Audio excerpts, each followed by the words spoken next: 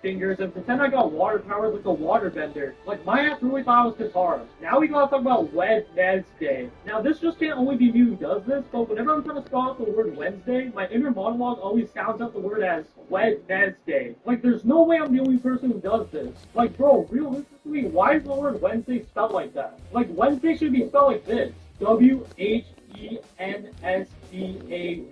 Wednesday. Like whoever made the word Wednesday spell like this was smoking some of that good lettuce. Because there's no way you just make Wednesday spell like that. Like the amount of times I've caught myself saying Wednesday is too many. Yo, James, you trying to look up on Wednesday to get some yeet? Bro, there's no way I just a little off topic, but there are just too many words that are spelled in the most unnecessary ways. And I might just have to step up to the plate and show these washed boomers that are 6 feet under who made the English language how it's done. Now we gotta speak on reading. Now, I'm not too fond of reading. I don't really like doing it because in my opinion, it's just pretty boring, especially novels. And my reading comprehension levels are still at like a Diary of a Wimpy Kid and Captain Underpants level. But besides that, in school, of course I was forced to read some novels in English class, and we'd have designated times during our class for like 30 minutes to have silent reading. And a lot of times when I'm reading, I'm not actually reading. Let me explain. Like I'm reading the words, but my brain is not actually picking up on what I'm reading. And he's sort of just existing and zoning out into space. So a lot of the times I could read like 5 pages of a book and then I put the book down and try to remember what happened in the last 5 pages, and I just don't have a single clue on what just transpired in those pages.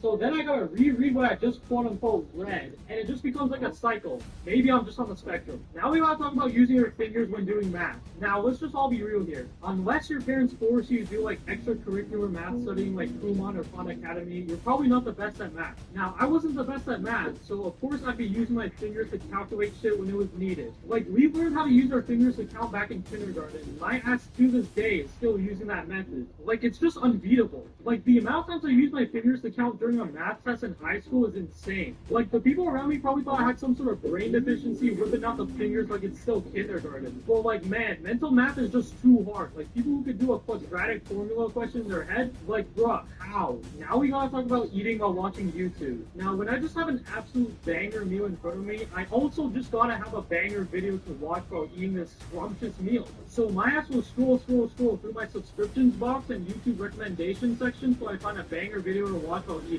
And this may take like 5 minutes to 10 minutes to sometimes even 15 minutes. Like bro, by the time 15 minutes has passed, my meal would have went cold already. But hey, at least I get to eat this cold meal while watching a banger YouTube video. Cause eating without YouTube gotta be like top 3 forms of torture. Now we gotta talk about jumping in front of a train. Now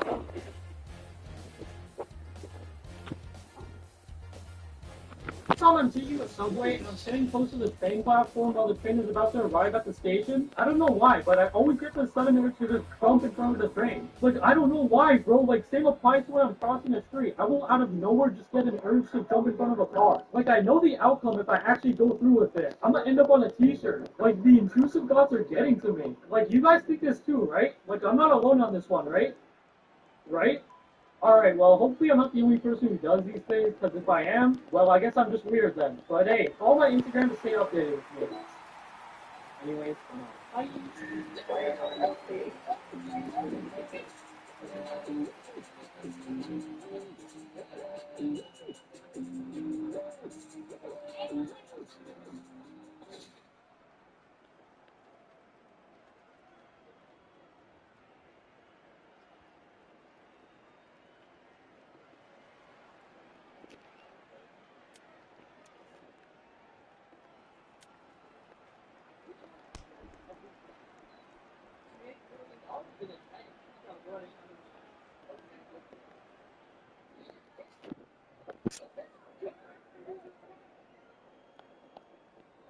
What would people do if I was a little kid with one of the rarest cosmetics in the game? Let's go. Man, we got some crazy. Everyone's favorite pseudo intellectual show about some dudes. You gotta be it's Rick and Morty. It's Rick and Morty to the boys that's Hi everyone. Hi everyone. An entitled Karen gets me fired from my teaching job after I reprimand her demon child in my English class. Favorite to work with were the children. Around March of last year, I got a group of 8-year-old children. Yes, everything will be linked down below in the description.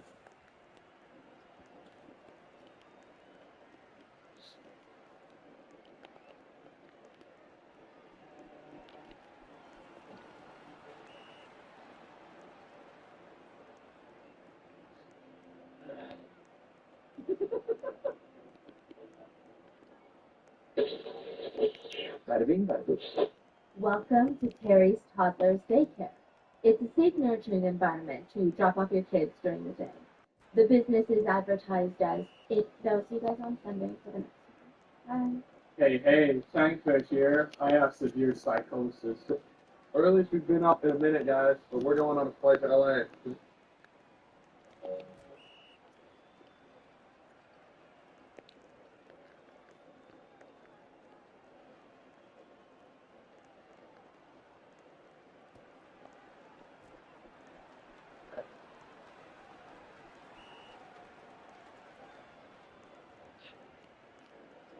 First dates have the potential to be magical, fantastical, romantical, a night you will never forget. But they also got the potential to be straight booty. I mean, first dates are just a gamble, bro, especially if it's from a dating app. Like, you can show up to your first date with a 5'4" blonde Tinder girl and end up finding out she's 5'9".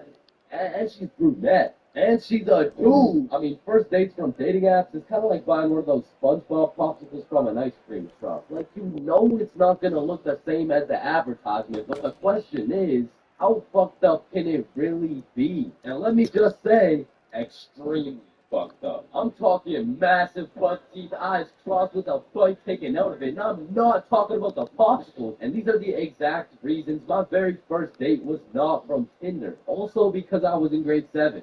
And that would be illegal. And when I was in grade 7, I was 12, as most grade 7s were. And for whatever reason, me and my homies loved going to the mall after school, which was weird because we had no money. So after another successful day of walking around and being too broke to buy anything, we walked back to the bus terminal by the mall, and as we walked up to our bus stop, we see these two girls waiting there. And the closer we got, the more familiar these girls started looking until we realized one of them was in our class. And so we walk up to them like, yo, are you Kate? Oh, shit, Billy Bob and Chains. What's up? Oh, nothing much. How are you guys doing? Oh, I'm good.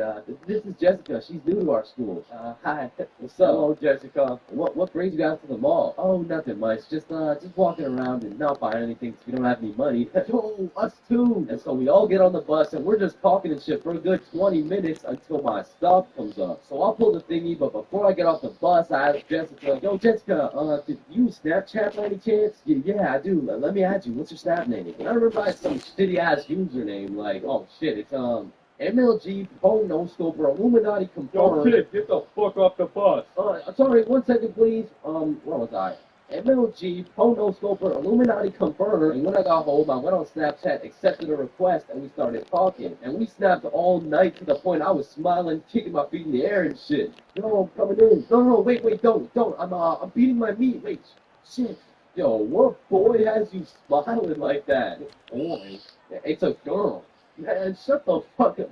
Oh, shit, you're serious. Oh, wait, so the whole time you're watching Powerpuff Girls, it just had a good plot. Okay, bro. Okay, so this is what you gotta know. And my brother started running me through the do's and don'ts of being in a talking stage. I listen, don't text her too much, but don't text her too little. Don't talk to too many. Why are you? That was your problem right there. I know, buddy. Why are you? You also gotta talk to her at school. So the next day at lunch, Bob, Billy, and I walk over to Jessica and her two friends, and we start talking again, and we make plans to go to the mall together. And boom, all of a sudden we started forming a little friend group. It was me, Bob, and Billy, with Jessica, Kate, and Nikki. And we started hanging out damn near every day, hitting the mall, buying nothing, going to Nikki's house, doing nothing, but we had fun. And so inevitably, Bob and Kate start having a thing, Billy and Nikki start having a thing, and that just left me and Jessica. And so one late night, we're on Snapchat with my feet kicking in the air faster than ever, and Jessica hits me with a, so I've been thinking, well, I like you back. So, and I typed up, if you want to be my girlfriend, I fucking threw my phone across the room, nervous as hell. I get the notification, and when I go to check what she said, she was like, yes, I do, and call me Josh Giddy, the way I just bagged this 12-year-old. Fuck this shit.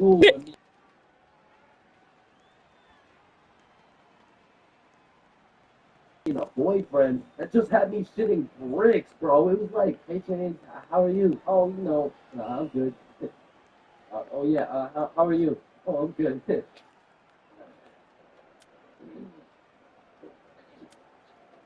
But now that all three of the boys had acquired girlfriends, Billy was like, hey, why don't we all see a movie this weekend? Like it'll be a triple date. Yeah, that's a great idea. Yeah, let's do it. It's a date, triple date. Yeah. And by the time the weekend rolled around, I was still terrified of the fact that I was going on a date. And to be honest, I was also scared of the movie, bro. We came to watch It, which as a 12-year-old sounded like straight nightmare fuel, bro. But nonetheless, me, Bob, and Billy hop on the bus and arrive at the movie theater, fashionably late. And so when we walked through the doors, there was our three little girlfriends excited for our first date. So we all walk up, hug, and then go to get our tickets. And I dropped my entire life savings on her ticket and then go into debt for mine. But nonetheless, we head to the theater. Hey, should we get popcorn? Oh, yeah, of course. Hey, man, how much is a large popcorn? Large popcorn, that'll be $10. Real? What happened? Are you okay? I just realized they ran out of popcorn. Are you fucking stupid? Yeah, no, don't worry. Thank you, man. No problem. Well, have a good day. And we got to our seats and sat down, and the movie began. And as the movie progressed, I realized it wasn't even too scary, but about 20 minutes deep, I get a tap on my shoulder from Bob. And he gestures to me the fact that him and Kate are holding hands. And I look over to Billy and Nikki, and they're all cuddled up and shit, which meant I had to make a move, bro, which inconveniently made my hands start sweating bullets. So now I was in a position where I couldn't just grab her hand when my shit was sweaty as hell, because then she'd think I'm weird. But then I also couldn't just sit there Why can I not get the ball? also think I'm weird. So I just started doing the only thing I could think of, which was blowing on my hand like some hot soup, and believe it or not, it made me look fucking weird. But at least my hand was dry, so I go and hold her hand, but when I do, I make a grave mistake. A tactical error, bro. When I held her hand, my hand was on top and hers was underneath against the armrest. And my dumb ass was scared I was gonna crush her arm or some shit. And I don't know where I got the idea that I even could crush her arm from, bro. Those 12-year-old stickman arms couldn't crush a fucking pretzel if they tried. But for whatever reason, I decided my best option would be to hover my arm slightly above hers so my 1-pound arm couldn't come down and fucking demolish her forearm. And you know, this was cool for about 60 seconds until I started feeling the burn, which started hurting so bad that I forgot I was even watching a movie. I was just 100% focused on thugging this shit out. And about an hour into the movie, I was just fucking shaking relentlessly. I mean, at this point, it wasn't even about not having this girl think I was weird. Lord knows it was too late for that shit. But now it was about proving to myself that I could finish the movie this way. And sure enough, I did. Without what cost. Wow, you were so scared you were shaking, huh? No, I wasn't scared at all, actually. Oh my god, are you sweating? No, you know, looking back, it wasn't my best performance, you know what I'm saying? But with that being said, after that triple date, Billy's girlfriend Nikki ended up breaking up with him and gave up on dating dudes as a whole, so I mean, it could always be worse. Get your money, man. Like yes I am. Hope for today. Take this music and use it. Let it take you away. And be hopeful, and he'll make a way. I know it ain't easy, but that's okay, cause we hopeful. Wish that you could show some love. Instead of hating so much when you see some other people coming out. I wish I could tease the one much mean. Write your music and have them chipping up the joy I bring. I wish that we can hold hands. Listen instead of dissing lessons from a grown man. And I wish the families that lack work and love. Get some stocks, brand new shock and a lot for some dubs. And I Man, you could be the 47th president of the United States and you still get blamed in school. It's just inevitable. It could be your haircut, your clothes, and bro, even when there's nothing to roast, somebody's gonna try and spit out some bullshit anyway. Hey, yo, why does Carl's face look like Spider-Man's left nut? And bro, when I was in middle school, all my clothes were hand-me-downs I got from my neighbor, and this motherfucker just didn't want to see me win, bro. So I was getting piles of V-neck shirts and jeans that didn't even fit, and not only did my neighbor have no drip, but dude was 10 years older than me, so every fit I made was just a decade too late. And pulling up to school and that shit had me feeling like a rotisserie chicken, the way I was getting cooked at a 360-degree angle, bruh. My fit wasn't even the only thing that was outdated. My phone looked like the first phone ever created, and it acted like it too. I mean, I would have to click the screen 5 times and then send a prayer to the heavens just to turn that shit on. And only real G's know the pain of having to whip out an old-ass phone around someone else. Like, I remember this one time, a girl came up to me and asked if she could add me on Snapchat, and when I gave her my phone, my shit...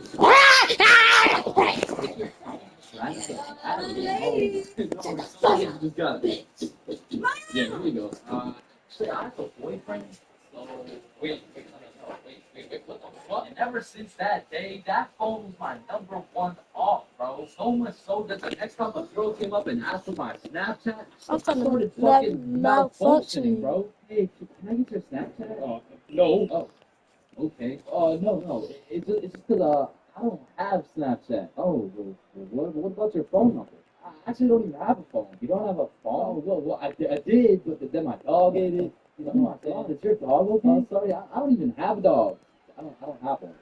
Then, who ate your phone? Oh, fucking, I did. Yeah. Wait, was that? Nope. Like, I do appreciate all the hand-me-downs, because without them, I would be walking through the school butt-booty naked, but to be honest with you, if it was a choice, I would have rather been butt-booty naked, because these V-necks were straight girl repellent. Like, there's birth control, there's condoms, and then there's V-necks. Oh, shit. I mean, you can still pull a law while wearing a V-neck, but it's just like, it's just gonna be... And just when you think I couldn't have been more roastable, my mom will be like, oh, sweetie, you need a haircut. No, please, mom, no. My mom used to take me to this shop that gave out $1 haircuts, bro, and these motherfuckers were straight speed running these cuts. They'd be asking what kind of cut you want while cutting your hair. And by the time you get to show them the cut you want, your shit is already done, bro. And my mom must have not been tipping them either, considering the fact that every time I went back, the cuts kept getting worse and worse. Until one time, I walked out there with my head bleeding. Like, I asked for a 2 on the side, and she hit me with a -2. Now, don't get me wrong, when I pulled up to school wearing the most abominable fit known to man with the atrocious haircut and sheer phone combo, I got my shit roasted, flamed, grilled, sauteed, deep fried, and then thrown into the goddamn microwave. Like the type of flaming that has you going home and just taking an extensive look in the mirror, questioning if you could legally cheat the name of Albert and read the... It's a monkey. It's a monkey. It's a black monkey. It's a black monkey. And they were selected to be the punching bag for the entire group. And you know, I feel bad and shit, but like, it's better call than me, bro. So I'm gonna slip a few jabs in if I have to. Yo, what the fuck is calling? Huh? The exact I just, you about to go watch YouTube? It looks like it tastes like cardboard with honey mustard. Wow, how did you know? Like, Carl can't even get a little chuckle out without getting crucified, bruh. Damn, he's fucking that shit. Oh, it's like, yeah. Oh, hell no, Carl. I know you're not laughing. Yeah, I'm not. You're built like SpongeBob Brown Pants. You look like a malnourished Santa Claus, bro. Like, God, that's a face you love. What did I do? Now, getting roasted around your boys is tough, but that pales in comparison to the pain and embarrassment of getting roasted in front of your crush, bro. I'm saying, what did you get on the science test? I'm not gonna lie, I got like a 76. I'm surprised you're not smarter with that big ass head of yours. Good one, Joe. No, like for real, your shit is massive. But like the sheer amount of brain you could fit in that bitch should make you Einstein. You look like you should be pulling 10,000 IQ plays right now. You look like you got the solution to world hunger somewhere hidden in that big ass noggin. And please, stand up straight with that absolute brain for a head. I remember this one time I got my shit flamed so hard in front of an entire audience that I was brought to tears. I mean, I was 6. I was 6 years old, and the day was December 24th. So my mom brought me and my brother to this improv play, and as we sat and waited for the show to begin, this little elf walked up to us like, hey, do you guys want to be a part of the show? Yeah, let's do it. Okay. Yeah, I'll do it. And once the show began, they called me and my brother up to the stage and asked us a very simple question. So, what do you guys want for Christmas? Oh, I want a Minecraft sword and a creeper stuffy. And what about you, little man? And as I looked into that crowd with dead silence, my brain stopped raining, bro. Hey, don't worry, it can be anything.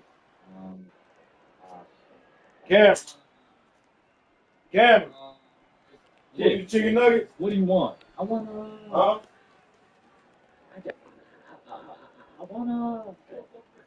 You know that I want. Yo, who brought this fucking dumbass on stage, bro? Get the fuck out of here. Now, I'm paraphrasing. I mean, I was 6. I don't remember exactly what he said. That's what it felt like. And as we walked back to our seats, I was super embarrassed. But as the show started, it was actually pretty funny, and people had probably forgot about it by now. But 10 minutes into the show, a character walks on stage with some goofy ass buck teeth. So this guy looks stupid as hell. Oh, shit. And this dude proceeds to absolutely cook 6-year-old me with no remorse. Hey, what's your name? I don't know. Okay, how's your day? Day? Day? What the fuck is a day? I don't know. Well, what do you know? No. That's just it. I don't know.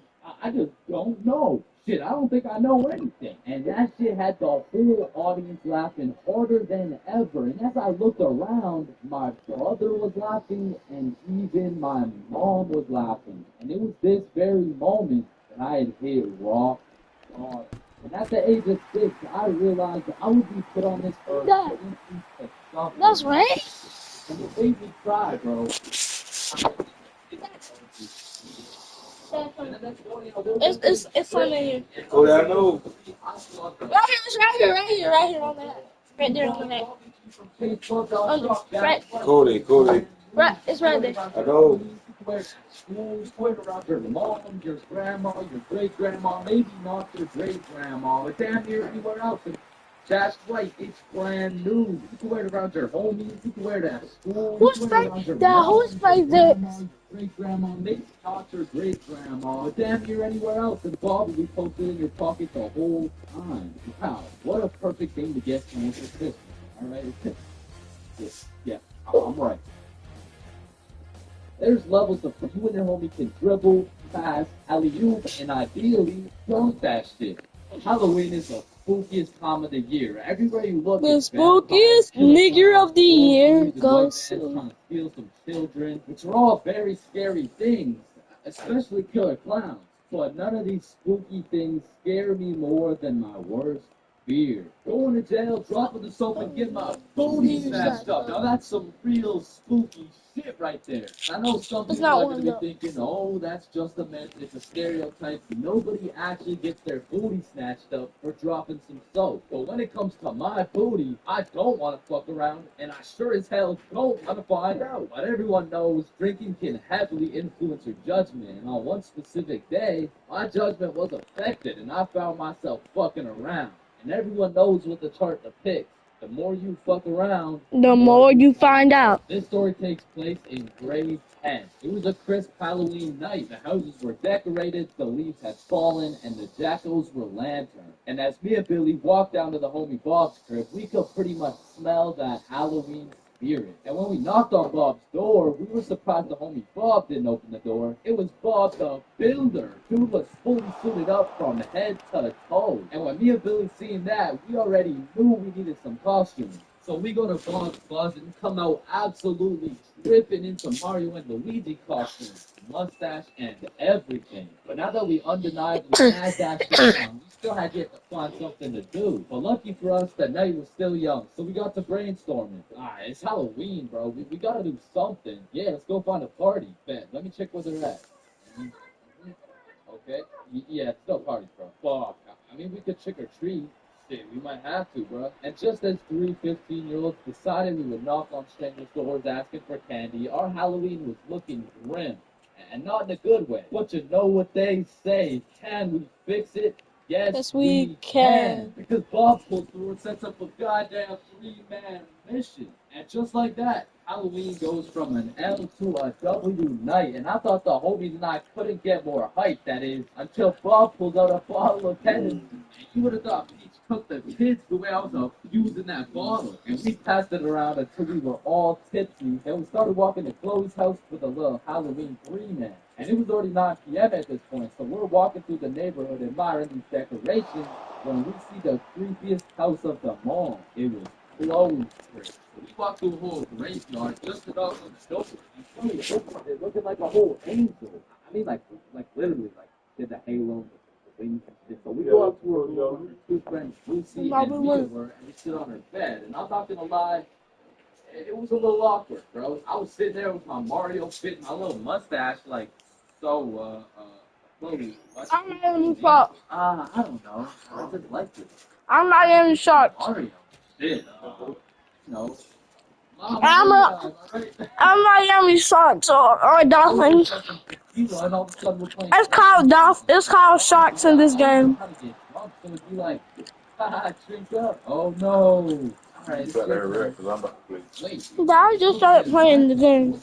and after purposely selling multiple games of tequila bombs, I was feeling a solid call.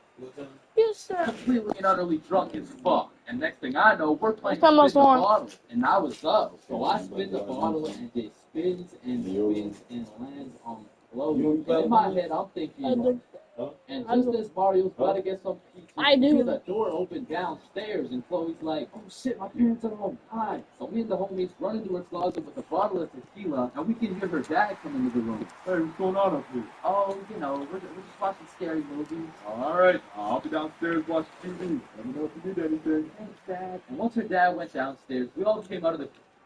We exited the closet, and Chloe said, "You guys gotta sneak out through the front door. Just be super quiet." And so we creep down the stairs and peek around the corner, and Chloe's parents are right there with a clear sight of the door. So we know what we have to do. We take a shot for good measure and then run to the door. And Yeah. my drunk ass couldn't even figure out how to unlock this fucking door. Hey, who is that?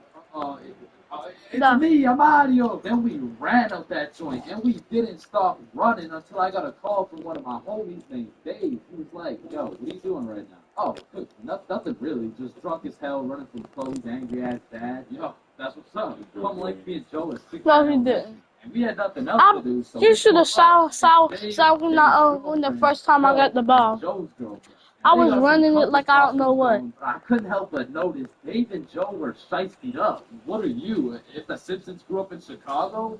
Nah, I'm just Homer. Yeah, but I mean, Homer doesn't usually wear a fucking ski mask. Oh, yeah, no, I just wore this because we graffitied the hell out of this school. Joe was here, and Dave was too? Bro, what the fuck were you thinking? What? Oh, you want me to include your name too? No, hell no. And just as we become guilty by association, 4 cop cars come zooming down the street. Oh shit, it's the cops, run! And the cops hop out of their cars and start running at us with flashlights. So we head for the forest, but to get to the forest, we had to run across this long-ass muddy field. And in the middle of this field, there was a huge pothole. And how did I know that? Because I seen Marge absolutely eat shit right in front of me. And don't get me wrong, I was absolutely plastered, but as the cops got closer and closer, I could practically see myself getting caught and dropping the soap, and you know I wasn't gonna let that happen. And so with all that adrenaline, Mario jumped that fucking pothole and hauled ass into the forest. And right when you get into the forest, there was this deep creek with a log going across it. But when I look back, I see the cops' flashlight getting brighter and brighter. So I say, fuck it, take a run at this log. I get a good 2 steps, and then my drunk ass slips. Boom, right to the muddy creek. But I don't have time to give a single fuck. So I run through this waist-high muddy water, and then we regroup and check who made it. I see Bob, Joe, Dave, and Dave's girl. Yo, where the fuck is Billy? No, where's my girlfriend, bro? Oh, she ate shit a few yards back. Oh, wait, what? Is she okay? Did she get caught? Shut up, Billy's calling. Yo, where are you? I'm hiding behind a tree right now in the middle of the field. The cops are looking for me. I bet we're coming. I don't fuck no, bro. If you go, you're gonna get caught. Listen, bro, I have to. He's the Luigi to my Mario. So I go back in to save Billy, and my main man Bob comes with me. So we get to the edge of the forest and see Billy absolutely shitting his pants trying to hide from these cops, but they keep getting closer and closer. So Bob turns on his flashlight and both cops look at him. He's right there, over here. And while the cops were looking for Bob, me and Billy both run for the street. And we ran and ran, but once we were at least 5 blocks away, we text Bob like, bro, we both made it, are you good? And Bob's like, so Bob makes it out of the forest and we all linked up. And we take a moment to appreciate the fact that none of us went to jail, and more importantly, none of us got our booty smashed up. And after our moment of appreciation, we were like, yo, maybe we should have just went trick-or-treating. Yeah, bro, some Reese's Pieces would hit right now. I mean, it's not too late to buy some candy, so we all go to the store and cop the biggest pack of candy we could find. Then we walked back to Bob's crib and enjoyed the rest of our night while fucking up the Halloween candy. I don't know who ordered this, but it's about to get down.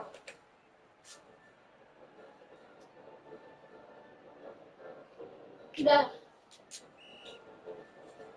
Middle school is just like What time you go? What time you go to work tomorrow? dances, awkward. Middle school speeches, awkward. And middle school relationships. What time you go to in work my tomorrow? experience, is the most awkward. Oh, Dad, we thing gotta go on to the Walmart.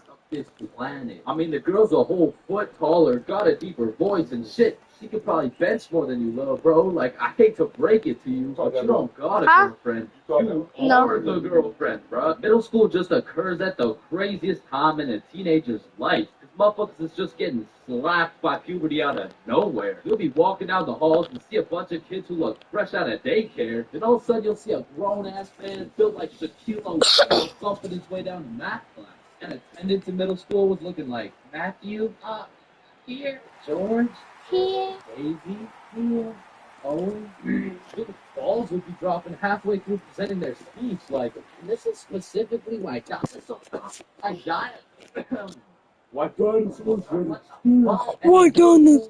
Nobody had grip. Like, dudes would be showing up to school in a neon green t-shirt paired with some bright red shoes looking like a fucking traffic light. Well, their haircuts looking like their barber cut their shit with one hand, well blindfolded. But to be fair, everyone had a shitty haircut in middle school, bro. And if you think your cut wasn't that bad in middle school, chances are your shit's probably still ass to this day. And just to make things worse, the cherry on top is that everybody's got acne. There's just all these hormones flying around, and these kids have no clue what to do with them. Which is exactly why middle school beef is unmatched, bro. Motherfuckers would be throwing hands for no reason at all. And I don't know how, but somehow even the fights were awkward. It would be like, hey pal, I heard you sat beside my crush in class today. So what? You want to fight about it? I mean, like, if you wanted to. Like, I'm not scared. Like, yeah, we can fight. Hey, let's freaking go, pussy ball. I wasn't ready. Sorry. Was that too soon? No shit, Sherlock. Okay, you can hit me back so we're even. They're hoping you know I'm playing all night until I get the 99 overall. I'm playing all night until I get the 99 overall. About middle school fights, I After don't know if you it's did possible, that but play. somehow both motherfuckers end up losing the fight. I remember one lunch at my middle school, a dude whipped out some boxing gloves for no reason at all, and all of a sudden we're running a whole fight club. Kids would be betting their lunch money on who's gonna win and shit, but we never laid down any ground rules. So one day, JJ hit Timmy with a spinning back fist and put his ass to sleep. And I'm hyped, 'cause I just doubled my lunch money, but Mr. Principal didn't seem too hyped to see one of his students knocked out on the ground. So of course JJ gets in trouble, because he's just that one kid who's always in trouble but never got expelled. Like, I could have swore dude was on his third strike 5 strikes ago.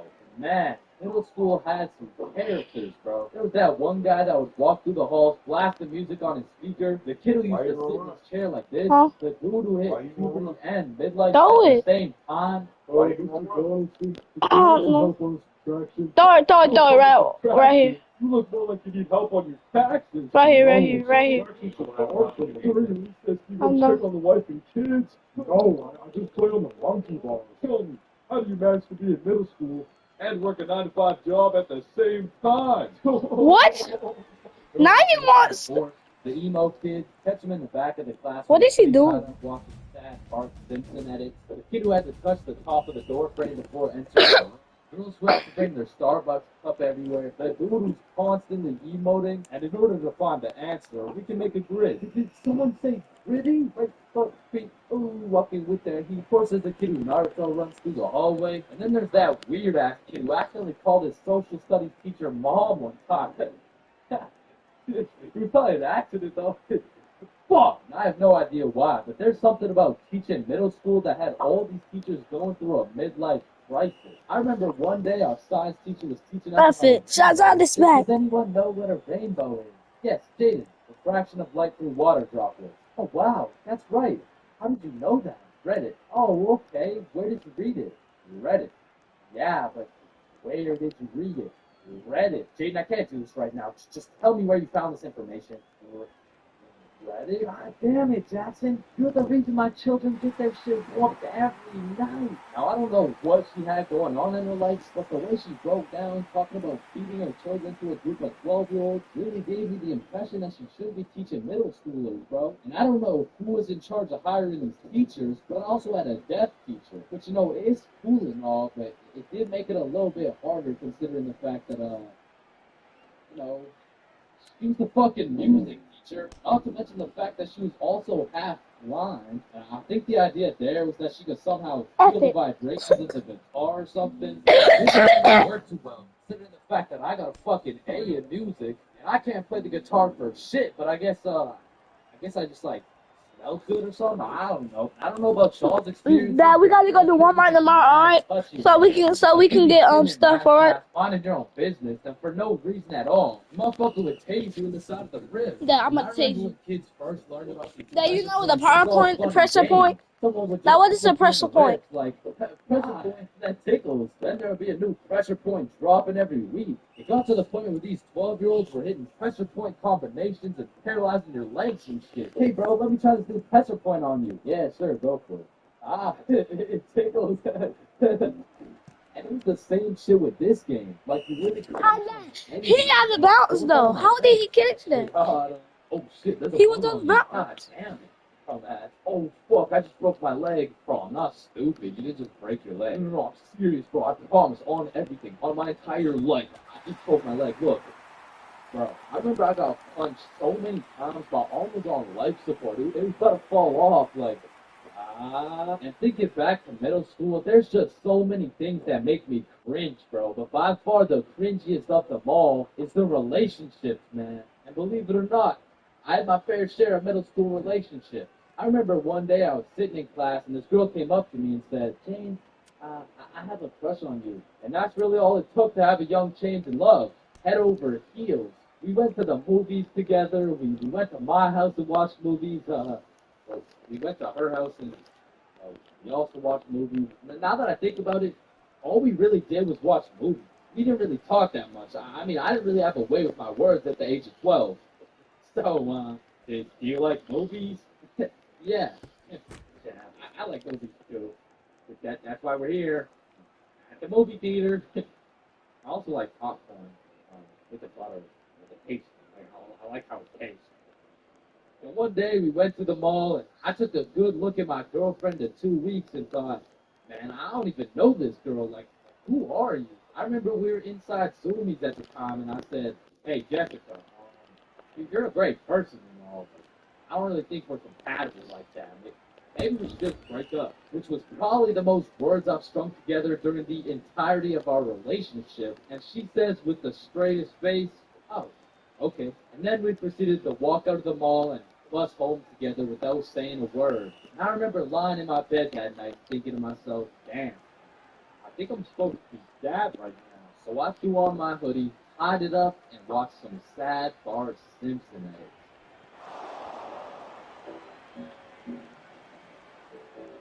Man, way back when, there was a time when you couldn't catch anyone under the age of 30 cheating a vape. Until one day at Vaporizer Laboratories, they were cooking up and made a flavor cotton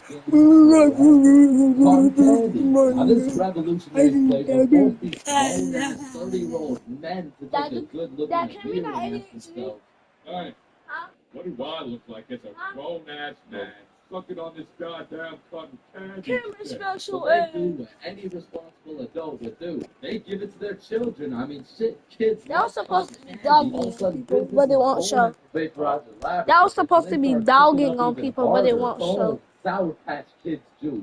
boom, applesauce juice, and boom, baby That- food juice. The, These babies will I be got it. sucking I that might shit have to sooner. delete this Kids' first line words will be because looking like, huh?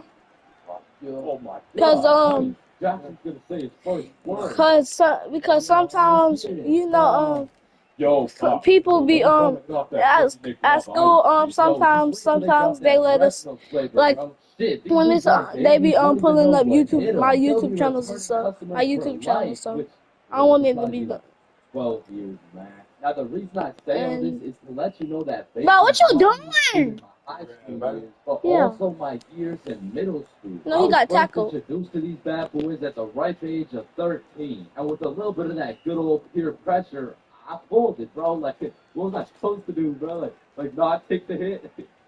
No.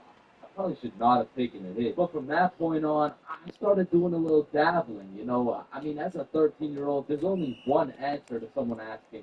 Please, "Hey, please. yo, dude, Oh my God, he sucks. Bro, who is the captain? That answer is absolutely, dude. And I was never a fiend or anything, but I will say, I popped a few ghosts and blown a few O's back in my day, but it had never gone to the point of me owning a vape until Bro, one day. who This no. takes place way Captain. back in grade Make me 7. the captain. Me and the boys were posted in science class dissecting cow balls or something. Yeah, in a when minute. Mr. Principal I get burst through the door like, Is Tessa here? Yeah, she's right there. and I look at Tessa, and she just tosses her vape over to her homie Kate, and I seen that shit clear as day. But Mr. Principal probably contact or something, because he runs a quick pat down on Tessa looking for said vape, but sure enough, he doesn't find it. Miss Rose spoke to the business in class. Oh, This no. is true. So I was never. Okay. And then the bell rang, and everybody knew what that meant. It was nut break. Now, I don't know who the fuck decided to name our recess nut break, but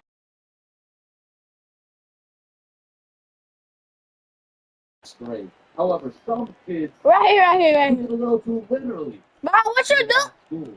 But this specific nut break, you best believe, me and the boys weren't busting nuts or eating nutritional foods because Billy had something else on his mind. So, who's got you smiling like that? Who, me? Nah, it's nobody. Yo, wait, you got a crush on Tessa? What? Tessa? Me? Yeah, I got that. Oh, sick. Go talk to her, bro. Talk to her. No. Bro, it's simple. She's new to the school. She's probably looking for some friends, so just walk over and introduce yourself. Whoa, I saw. Just gonna do that, sir.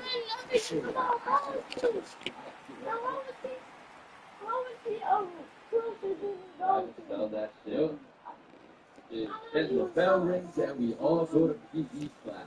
Now, in my middle school, your class was your class. You just have the same students and the same underqualified teachers teaching everything. Like, the Lord knows Mr. Donaldson shouldn't be teaching PE, but shit, here we are. And so while we're playing dodgeball, I'm trying to coach Billy on how to confess his love for Tessa, but I'm keeping it above. I was speaking straight out of my ass, bro. I don't know the first thing about confessing love. Listen, bro, I'm the expert when it comes to confessing love. All you gotta do is walk up with confidence, introduce yourself, and then ask her to be your girlfriend, bro.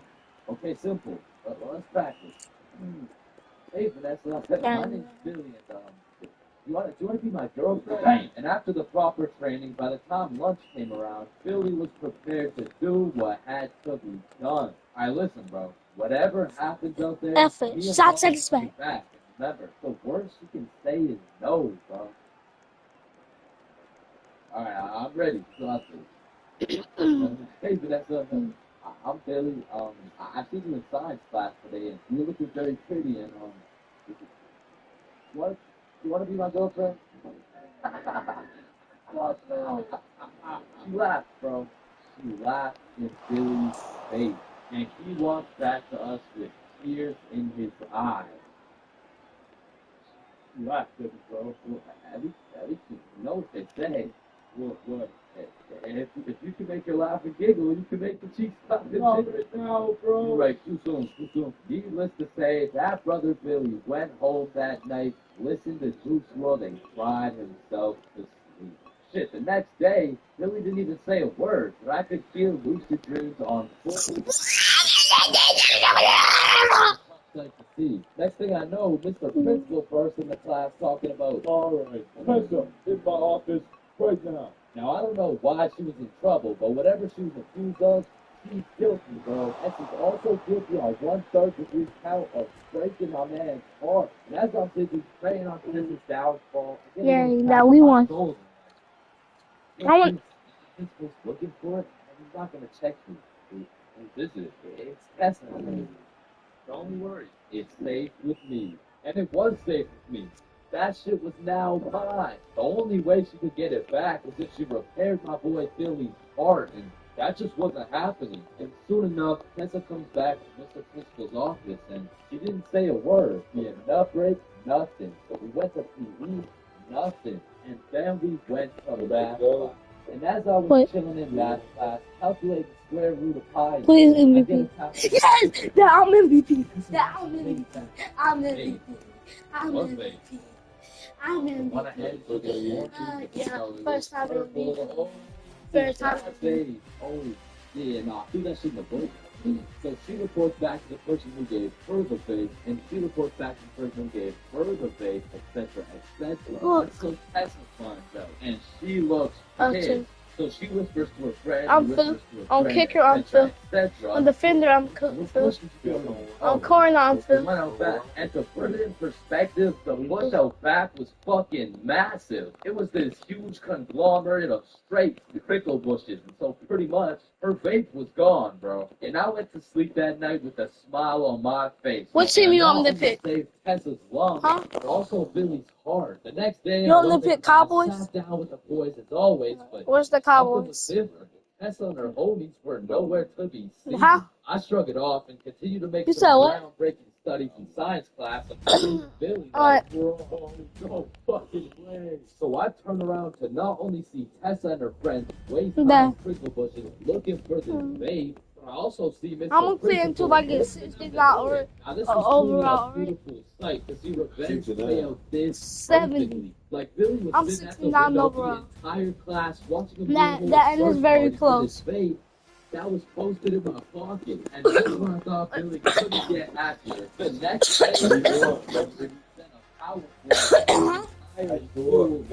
day, no, you guys make touchdowns and stuff. It's bad because when the vape enters your lungs.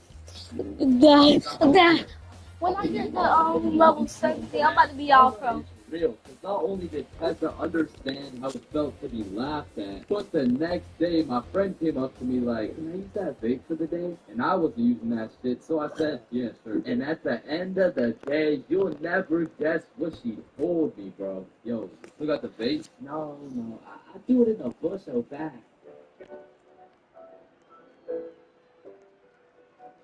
Man, there's a lot of questionable places on Earth, like the Bermuda Triangle or Area 51 or even this place.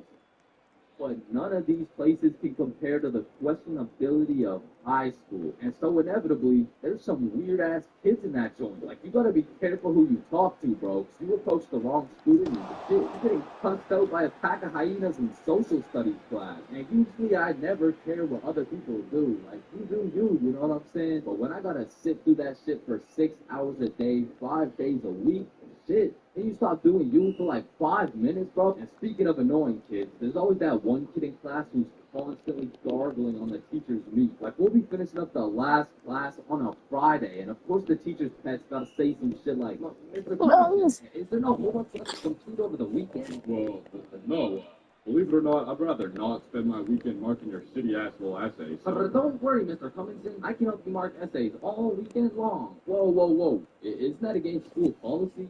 Well, what's against school policy? Riding Mr. Cummington's dick with no license? No, he's really good. The class clown. Man, Dad, don't you hate people? Don't you hate people who like to run? Like in real football and games. I hate people who like to run. I'll be rotting in English class, but I'll fall asleep. I do. Poking the teacher for no apparent reason. And next we're looking at adjectives. Does anyone have any good examples? Yeah, Jason. Bald as shit? Well, no, that's actually 3 words. No. I was even using an example. You're just so goddamn bald, it's distracting. Hey, you know what they say? The more hair I lose, the more head I get. No.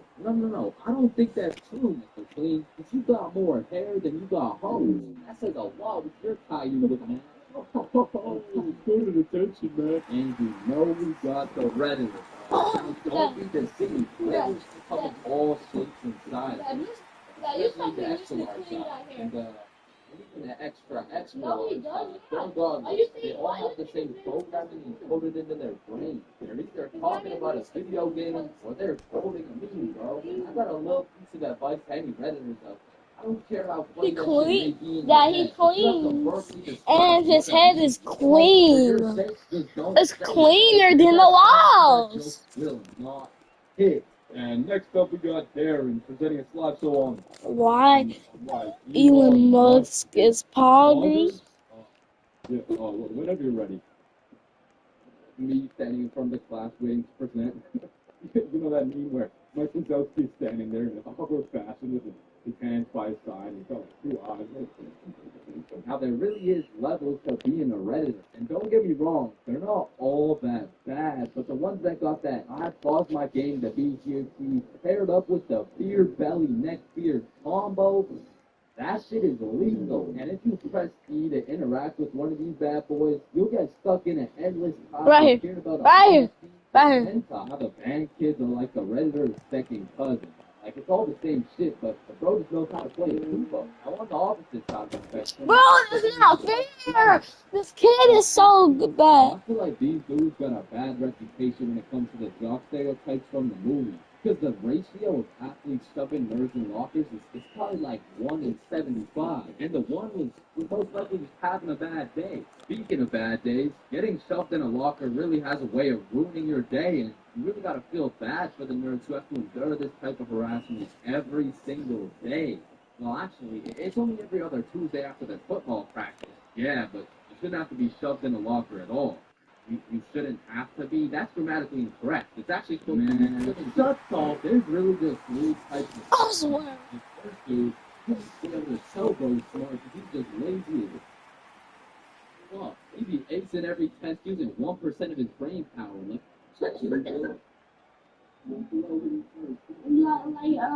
Like a real football. Now look, watch this. When he threw it, when he throws it, right here. I got that. Catches that, runs the ball. I jukes him, and then somehow I get hit.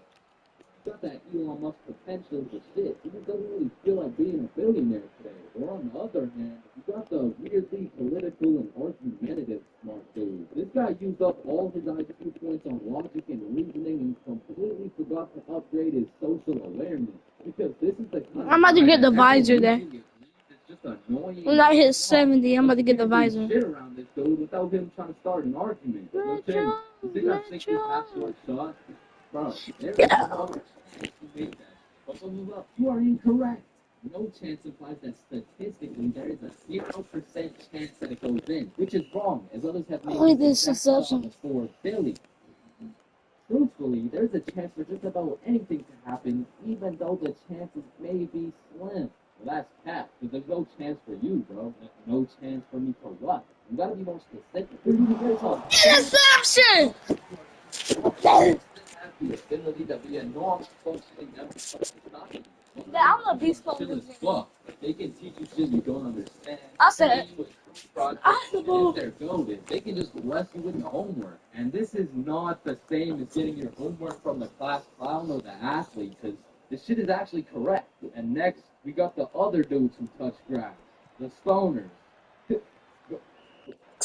Why are you looking at me? There's always a dude posted up in the back of the class who's visually fried as fuck. You'll commonly see him posted up with a snack of some sort, and you know they never forget to bed. Now you don't want this dude's homework, because I promise you we will have a bunch of doodles with some mushrooms and this graffiti ass, and somehow these motherfuckers will manage to take a multiple choice test and get every answer wrong. It's Oh, no. actually kind of impressive when you Right, think about right. it. And besides that, they're just cool people. But I'm not gonna lie.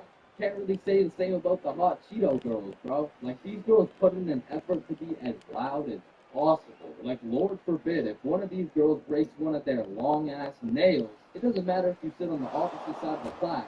There's gonna Well, be oh, why would you just throw it to me? I'm right here. I'm going right here. Why would you just throw it to me wide open? Right there, wide open. Enjoyed smacking motherfuckers. And at my school, it was Jordan Johnson. And if you see my high school fights video, that's why you don't mess with me. I'm Jordan Johnson. Or my high school dances video,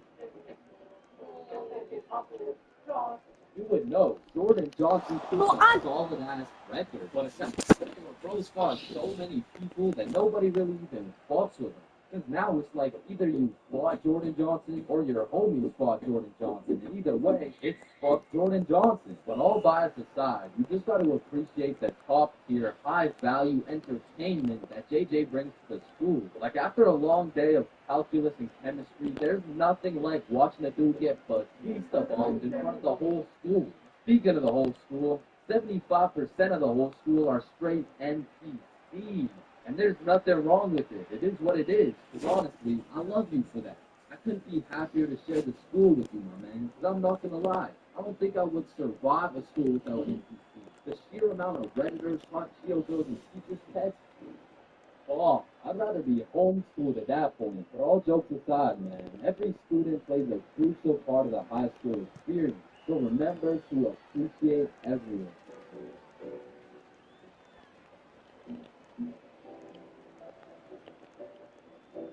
Man, summer is just a beautiful season. The sun is shining, the trees are green, and you can stand with your homies all night. And best of all, get to sleep in. So that shit gets absolutely bombed by the first day of school. And waking up to that first alarm of the school year will have you discombobulated as hell. Like, go to the Barcelona mouse.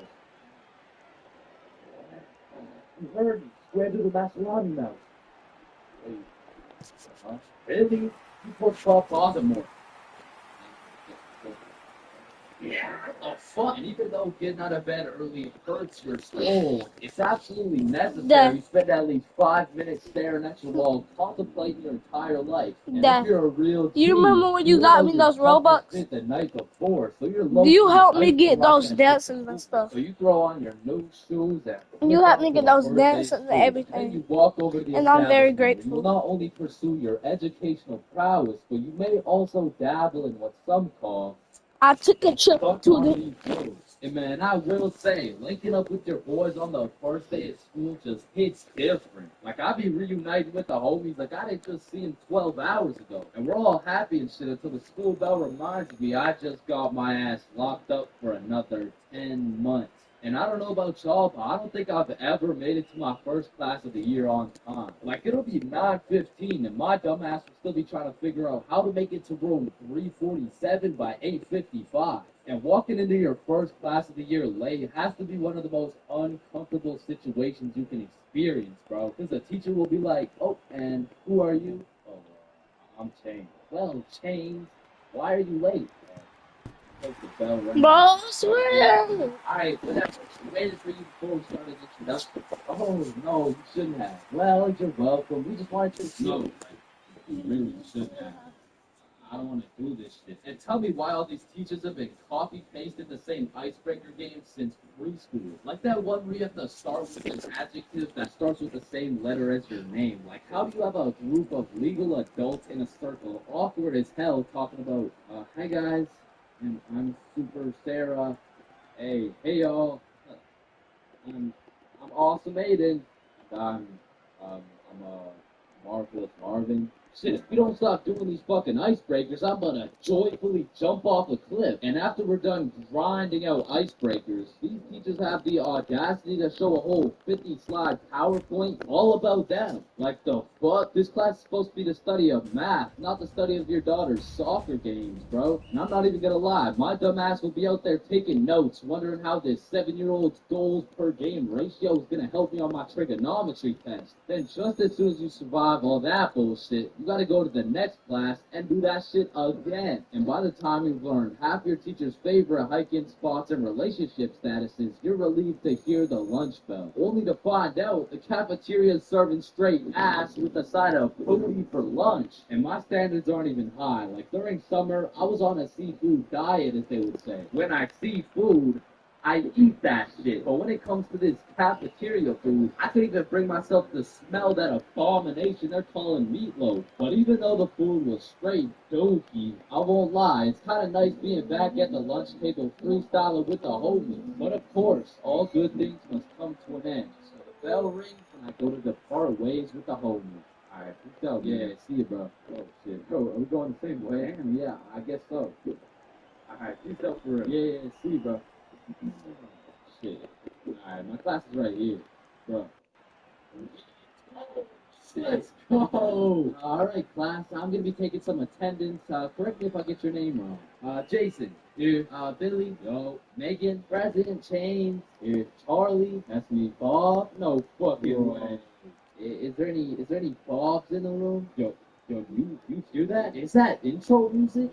Does anyone here know of Bob? Whoa, I swear! You suck! You can beat the class. You got all the boys sitting together. Like from the jump, you already know you're all about to fail the fuck out of that shit, but it's gonna be fun as hell. Alright, so, everyone introduce yourselves and tell us what you did over summer break.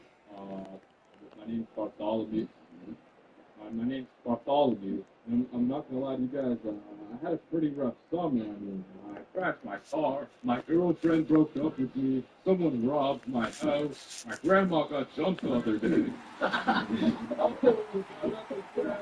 You three in the back, disrespectful. What's crazy about the first day of the school year is how these teachers will act all nice, talking about, it's so lovely to see all your beautiful faces, and it's also nice to see you, Aiden. Wait. What the fuck? We're gonna have an amazing, fun year, and guess what? There's no homework today. No, damn well they're about to make up for it with twice as much homework tomorrow. Like, they'll still be handing out kindergarten-ass coloring sheets the first day, and then tomorrow you're getting your ass whooped by some calculus worksheets. And I didn't even talk about the motherfuckers you'll be seeing in the halls on the first day. Like, I don't know what these dudes be going through in those 2 months, but motherfuckers be going from Arthur Kennedy to AK real fast, bro. Oh shit, is that you, Arthur? Oh, gee, don't be dropping the government name like that. Government name? That's just your first name. Hey, fam, it's AK. Alright, man. What you been up to, bro? Hey, fam, I'm trying to make it out of the mud, you know? The mud? You live in a gated community. Oh shit, that's the ops right there, fam. Get down. The ops? That's just fucking N-word. Bro! Freshmen be walking like they're scared seniors gonna slap the books out of their hands and take their Fortnite V-Bucks gift cards. Like, bro, you freshmen are worried about the wrong V-cards. Like, I don't know why, but the day these kids go from sophomore to seniors, they instantly decide to pull an EDP. Like, bro, you're 18 and she's fresh out of middle school. That's a little crime. That's not the only crime. You throw it to him and then the other guy leaves the game. Some dudes be pulling up to school with the most like, there's no fucking way you laid out this ramen noodle chicken soup ass fit the night before, slept on it, then woke up and thought, oh yeah, the hoes are gonna love this one. Like, I'm not gonna lie, you could never catch me wearing the types of fit these motherfuckers be wearing, bro. Like, that shit should have never made it out the closet. Like, I don't condone bullying, but all I'm gonna say is, your actions have consequences, bro. Speaking of consequences, every year it seems like the rules teachers tell you on the first day keep getting more strict. Like, you'll be walking into the first class of the year all jolly and shit. All of a sudden, you're getting your shit smacked by the longest list of class rules you've ever seen. Hey, class, I'm super excited to have you. We're gonna have so much fun this year, but first, I'm gonna go over some of the class rules.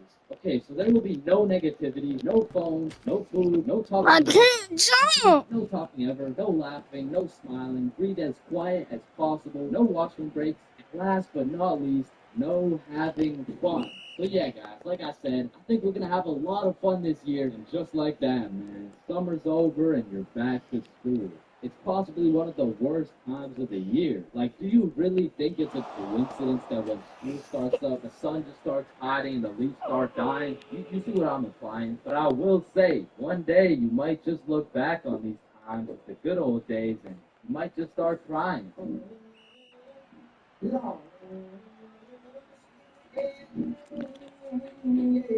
Oh, boss, I'm Mr. Silverson. I'll be your sub for today. For rules, I don't want to see horseplay, no songs, and no WWE wrestler moves up the top of the deck, alright?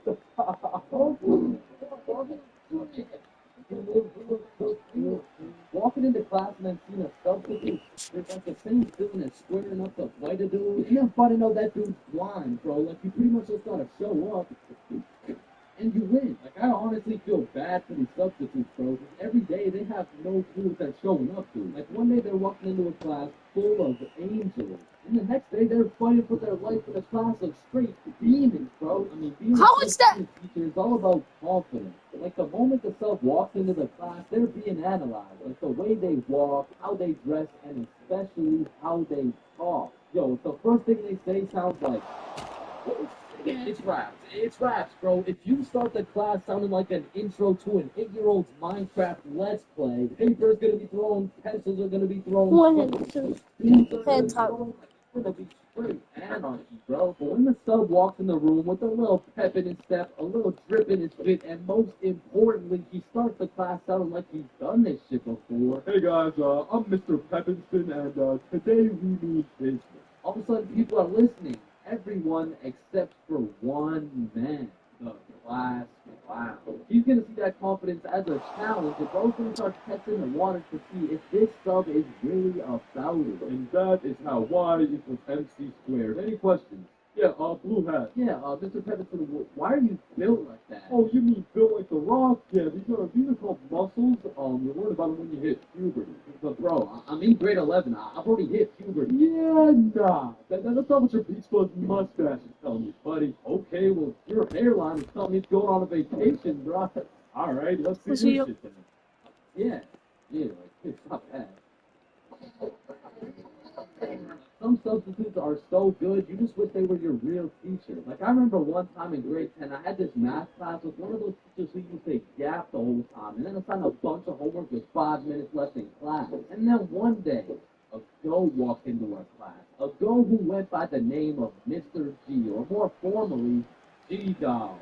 Now, G-Dog was packing, 68 years in his lifespan. However, he had the utmost pep in his step, paired with the grippiest of fit. And he was the type of dude who would lay down some respectable rules, and if anyone broke them, he wouldn't get mad. He would just simply flame the living shit out of you in front of everybody. So that's how you calculate the surface area of... no text while I'm talking, please. I'm just texting my mom. Oh, wow, that's crazy. How's she doing? Wouldn't you like to know? Oh, yeah, I would, actually, because she's probably pretty tired after last night. I did lay down some mean... But there are definitely some questionable substitutes out there. I remember when I was in grade 6, my entire middle school was just weird, bro. My recess was called Nut Break, my music teacher was deaf, and our principal was damn near bipolar. Alright, who told the blind kid he could say the N-word? Okay, alright, it was me, but like, I didn't think he would actually say it. Oh, no, that's actually a pretty good one. I gotta give it to you, kids. Wait, so you're not mad? No, I'm fucking furious, okay? Get in my office right now. Okay, wait, I thought you were just laughing.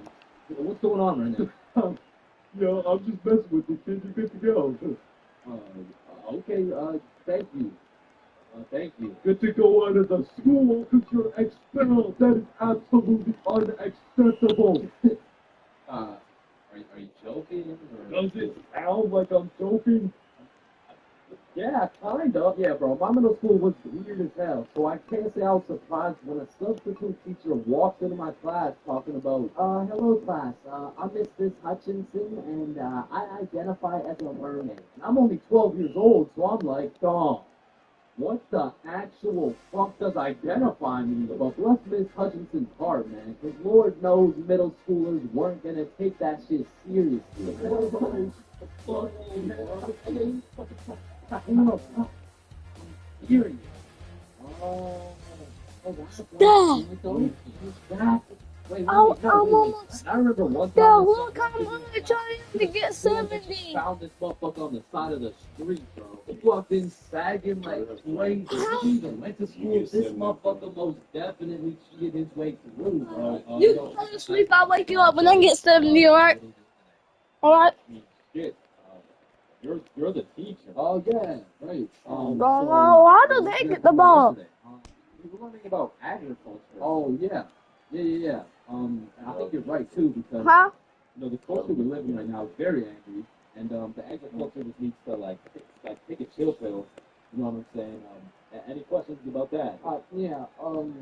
What's a chill pill? Oh, yep. I'm glad you asked. Okay. See, I actually know a guy who could hook you up with some. Just meet me in the parking lot at lunch. Mr. Saggington, are you trying to sell a drug right now? Oh no.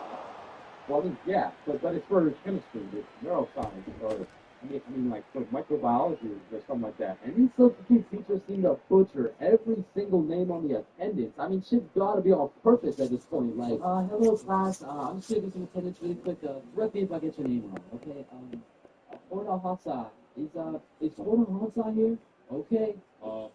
I mean, my name's Jordan Johnson. Nope, you're absent now, so just to the flu next time. Wait, what the Maya? Is Maya present? It's Mia. Wow. Wait, the name you got there spelled kind of weird, no? No, it's not. It's literally 3 letters. Ariana? Is Ariana here? Sorry, it's Ariana. Okay, and like what's your point? That's just how it's Juwan. Is there Juwan in the room? It's Juwan. Some subs be walking into your class with the most bullshit rules ever. Like, hey, Mr. Subington, can I go to the washroom? Does the teacher usually let you go to the washroom? I mean, yeah, I think you legally have to. I don't believe it. Sit your ass down and get to work. Wait, Mr. Subington, respectfully, I'm about to shit my pants here. Boy, does your teacher usually let you do that? What, shit my pants? Yeah. Yeah? Alright, What is this guy? And I feel like there's no greater sense of community among a class than when a substitute teacher comes in. The entire class just comes together to gaslight the fuck out of this poor substitute. I remember one time in grade 10, me and my homie had a sub come in who was giving us this multiple choice test. And my homie was the type of dude who'd be getting 0% on everything. And the way his grades were looking, he just couldn't afford to fail another test. So what he did, I just need to preface, I do not condone. But from the moment that teacher walked in, he acted like he needed a little extra help. You know what I'm saying? And to be honest, he put on a spectacular performance. I mean, somebody didn't need to get this man an Oscar or a diagnosis, bro. And I just acted normal, but I guess by proxy, I got a little extra help. And I don't know what that says about me, but I do know what it means. It means the substitute teacher walked out of that class happy she was able to help 2 students in need. And it also means me and my homie both walked out of that class with 100% on our test.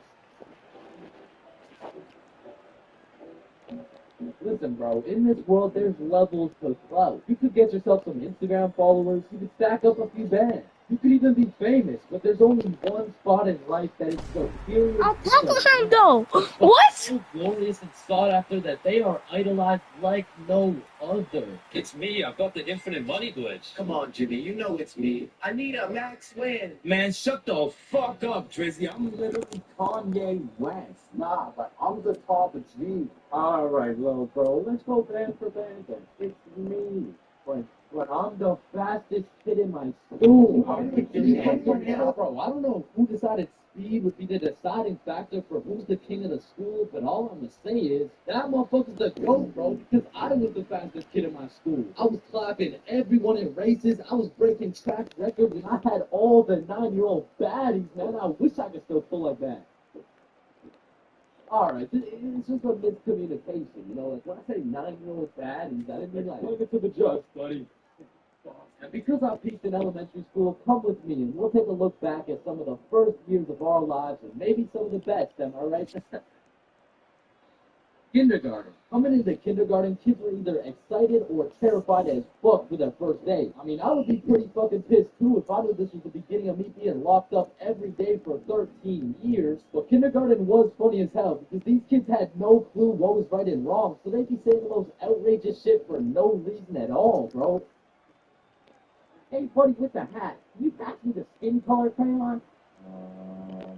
I mean, at this age, kids were just walking NPCs, and I can't even blame them. I mean, they haven't developed consciousness yet, bro. Like, at this age, recess consisted of catching bugs, playing on the monkey bars, and fucking eating sand. And I've talked about the high school bathrooms and all the wild shit that happens in there, but to be honest, the elementary school bathrooms blow that shit out the water, bro. 'Cause these kids aren't hitting baby tricks, no. They're hitting toilet trick shots, trying to set some world record for the farthest piss taken from the toilet. And let's just say even Stephen Curry couldn't splash that three-pointer. So essentially, motherfuckers was just pissing on the ground. Like, you need to walk into that bathroom 110% alert, or else the next thing you know, you're getting that R. Kelly, bro. And I remember my kindergarten had those green, yellow, and red cards to show how good you were that day, but there was always that one kid with the permanent red. I'm talking the teacher didn't even bother to change the shit the next day, because everyone knows as soon as he walks into class, he's doing some fuck shit. For me, it was this kid we'll call Dennis, because he was a menace, bro. He was always loud, always throwing shit, but besides being a menace, he was also a student speaker, a fat spitter, for better or for worse, because this little guy had no filter. Okay, Leah, you're up first for our show and tell. Okay, one of my favorite painting of mine, this right here, this one's me, and this is my dog. Peanut butter. That shit is bad. What did you say about saying the truth out loud? I mean, that's not the truth. I'm talking about, like, he was the only dude I knew who could talk over the quiet coyote. I mean, to this day, if I see one of those things, I just can't I just can't talk over it. I mean, maybe he's gonna eat me. I don't fucking know. But there was one thing that could shut Dennis up, and one thing only. Boy-girl seating arrangements. Dennis always had so much to say until he put up beside Isabel and Leah, and all of a sudden it's like, hey, what are you drawing? Nothing. Aw, is that your dog? Maybe. Shit, he's just like me for real. Like, to this day, you know? Oh, shit. And then we go outside for lunch, and don't get me wrong, eating sand for fun was great and all, but as kids got older, everyone started to play games. Tag, manhunt, soccer, basketball, rounders, red ass, kickball, jump rope, tetherball, and was possibly the most goated game of all time. Foursquare. This game was legendary, bro, but this shit used to get heated as fuck. I mean, kids were making truces, making whole plans, and that right there was real beef. Like, if you caught the ops lacking at nap time, it was on sight, bro. Yo, Rick, Pee-pee can. You are pooping. No. You're too close. A wedding for tomorrow. You're Some kids too just close. didn't use their words. Like this one girl in my elementary school who most definitely had a crush on me. I mean, once again, I was the fastest kid in my elementary school. So. As I was saying, this girl had a crush on me, but she didn't like using her words. So essentially, she just beat my ass. I mean, what better way to tell someone you like them? And she must have really liked me, bro, because you could see it when I came home. Like, oh God, gee, what happened? Oh, well, I think this girl actually likes me. Oh, yeah, that's great. So why do you have so many bruises? Well, Mom, I think she really likes me. No, I think you need to go to the hospital. Yeah, probably. And there was also that one kid who went around teaching people swear words just because he could. And of course, when I learned some shiny new words, Whoa. Why are you not I remember just talking with my friends, dropping the F-bomb, feeling cool as hell. And then one time I see this girl hauling ass over to the teacher and whispering in her ear. And I already knew what was going down because this girl was the biggest snitch known to man. Like, unprovoked. It was like a hobby or some shit to her. And her name was Erin. Like, her real name was Erin, spelled E-R-I-N. Yeah. I was a feel to get snitched on, buddy. But getting in trouble in elementary school was tough, because they would act like you were committing war crimes for the smallest things. Like, when I got snitched on for swearing, I was in grade 4. I was a big boy, you know what I'm saying? But my teacher was pissed, bro. James, you can never say that word. It's horrendous. What does horrendous mean? It's not good, okay? Yeah, my bad. Chase! Oh, sorry. It's just stuck in my fucking brain. Chase, cut it out right now or you get detention. Okay, I'm sorry. I'm sorry, motherfucker. What? And I'm not gonna lie, the most cursed part of elementary school was the talent shows, bro. Because the teachers expect you to be all quiet and serious and shit, but it was literally a real life try not to laugh. Like, how am I supposed to be serious when Jimmy's up there shitting out Minecraft parodies? Like it's comedy gold. I mean, at my school, it was less of a talent show and more of a come on stage in front of the entire school and do whatever the fuck you want for 10 minutes type of show. Man, that shit was brutal. It was like watching paint dry. But if the paint was 7 years old and standing on a stage in front of the entire school, nervous as hell, shitting his pants. Because elementary school had some weird kids, bro. Like those kids who used to put glue on their hands to let it dry so they could peel it off. Or the kid who would just straight up eat the glue. Or the weird kid who would secretly take a bite out of every single foam football. Like, how are you that hungry? The kid who only wore shorts through rain and snow. The kid who was mad at everyone for no reason.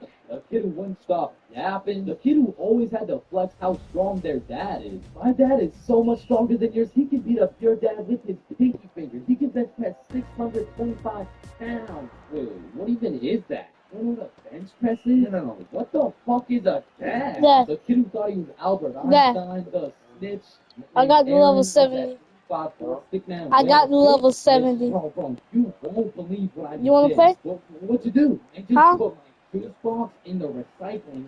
Get this. With the straw inside. I'm telling the teacher. Bro, chill. Teacher.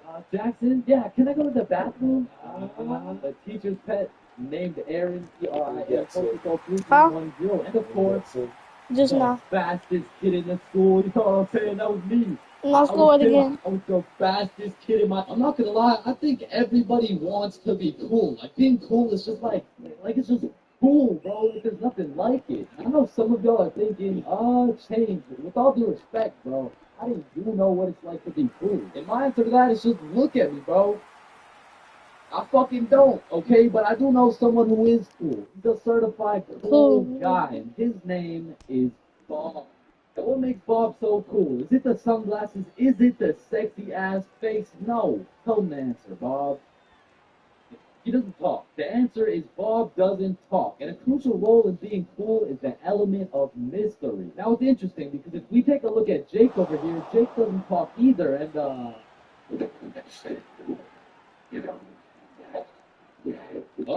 don't think, I mean, like, me personally, you know, I don't really think Jake's that cool. So, I mean, to be cool, you can't just stop talking. I mean, I remember one time, I thought if I threw in some earbuds and stopped talking to motherfuckers, everyone would see me as some cool, mysterious guy in the shadows. And I'm not even gonna lie, I was walking through the halls feeling like Batman. I could even see the people talking about how cool I was. Come to find out, it was more like, does this kid even talk? Nah. I don't think so. Yo, what's up with this kid? I'm pretty sure he's autistic or something. Because the truth is, there's a very distinct difference between Bob's silence and Jake's silence. I mean, Jake didn't talk because he would probably get his ass beat for literally anything that comes out of his mouth. But Bob, on the other hand, doesn't talk because he doesn't have to talk. Now, watch this. Oh my God, Bob. Now, just for science reasons, let's just see what happens when I do the same thing, you know? Why not? What's the worst that can happen? Hello? Can I help you? Oh my God, help her. Dang. At least she did that for me. Now, it's important to note that being cool is subjective. Like, for example, some people think I'm cool, you know, like, in this big-ass world, still is someone out there. Okay, well, what I was trying to say is you're going to find someone cool who I don't find cool, and I'm going to find someone cool who you don't find cool, and that just leaves us with the question, what is cool? So to answer this question, I need you to think of the coolest dude on the earth, and I'm about to guess, okay? Mark Zuckerberg. Yeah. I'm not the fucking Akinator. I'm not about to guess who you're thinking of, but I can guess with 100% accuracy who you're not thinking of. And that's Mark Zuckerberg. How did I know that? Because if you think that Mark Zuckerberg is the coolest guy in the world, you're fucked, alright? Like, there's no helping you. Like, click off the video. It's crap screen, bro. But how could Mark Zuckerberg possibly help us get cool? I mean, look at the guy. He's practically oozing uncoolness as we speak. But that's important because if being cool is subjective, we need something objective to look at. And objectively, Zuckerberg gets no bitches. Like, let's just look at the numbers here.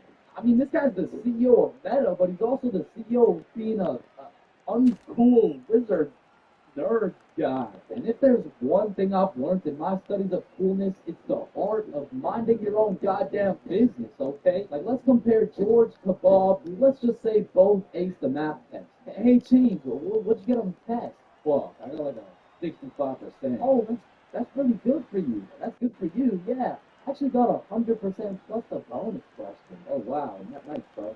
Billy, what'd you get on the math test? Math test? I could have sworn that she was chemistry. Nope, it was math. And I got 103%. Bob, what'd you get? Oh, 110. There's only one bonus question. That's impossible. Kissy face. Bob, would you pipe the teacher? That's probably why Zuck over here is so uncool. He's minding a million people's businesses, probably looking through their cameras and shit like, yeah, fuck you, Bart. And the most important trait for being cool is having confidence. You just can't be cool while shivering your timbers, bro. And I know some of you are thinking, oh, well, I guess it's over for me then. And no, it's not over for you, bro, because confidence is the most fake it till you make it shit ever. Like, you're not gonna say the perfect thing every time. Lord knows I don't. I'm pretty sure I say the wrong thing every time, but if you say that shit with your I can't. What? No, I wouldn't suck your dick for $20. Well, that makes one of us.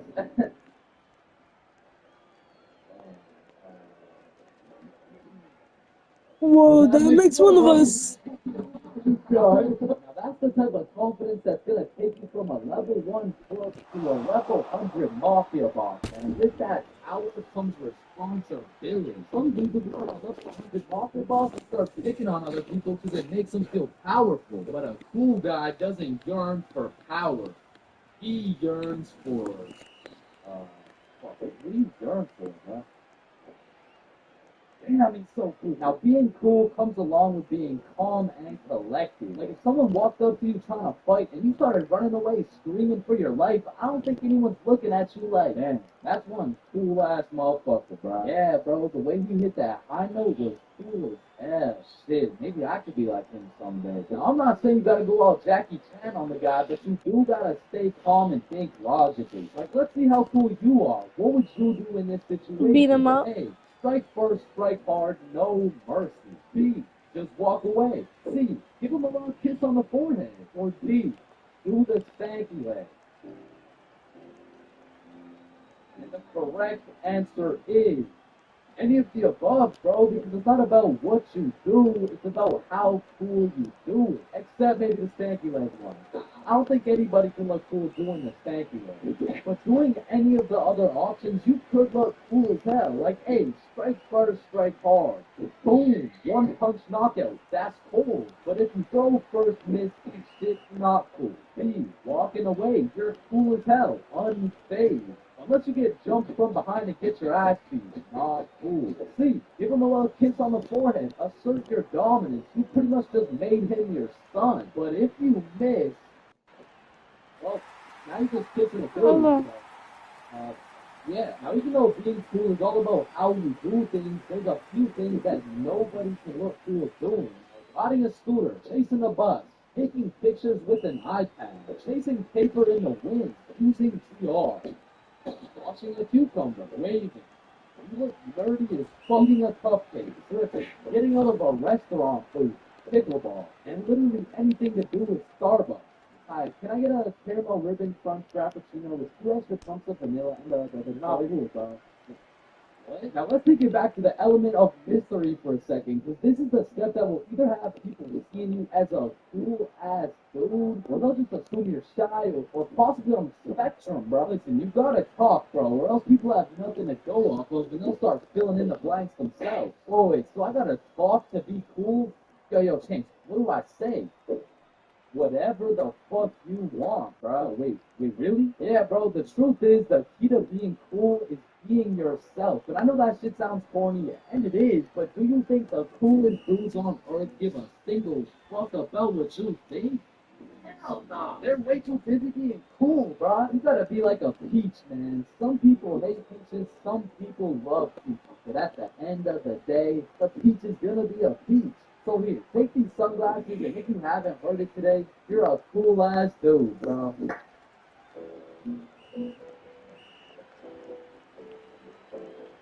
There's a lot of things in life that I don't really understand, but if there's one thing I can truly comprehend, it's being grounded. Because in my time, I've served a total of 547 days and 16 hours in the slammer. And through a year and a half of extensive first-hand research, I've come to the professional conclusion that getting grounded is straight ass, bro. You're locked in your room with no phone, no computer, like, what do you want me to do? Think about my actions?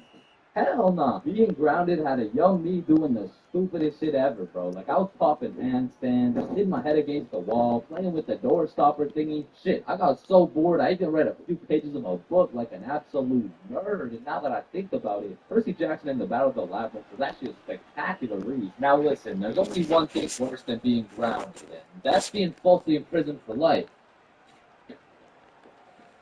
Well, and then now that I think about it, there's a lot of things worse than being grounded, bro. But one of which is being grounded during summer, bro. There's something about being able to hear all the happy children, the ice cream trucks, your homies having fun, the host throwing rocks at your window, asking you to come outside, or you just cry yourself to sleep because there never was any host throwing rocks at your window asking you to come outside. It's just you, your Percy Jackson book, some used toilet paper, and the existential thoughts in your head, questioning if it's even worth it. And listen, I'm sure everyone can pick up on the fact that I'm a really intelligent dude. Smart all around, really, but trust me when I say, I wasn't always this smart, bro. In fact, in kindergarten, my dumbass fully believed with my whole heart that being grounded meant your parents would just dig a decent-sized hole in your backyard, toss you in, and bury you alive for the time being. And so I'm sure you could imagine my surprise when my OG friend of 5 days said, yeah, I got grounded for 2 whole weeks.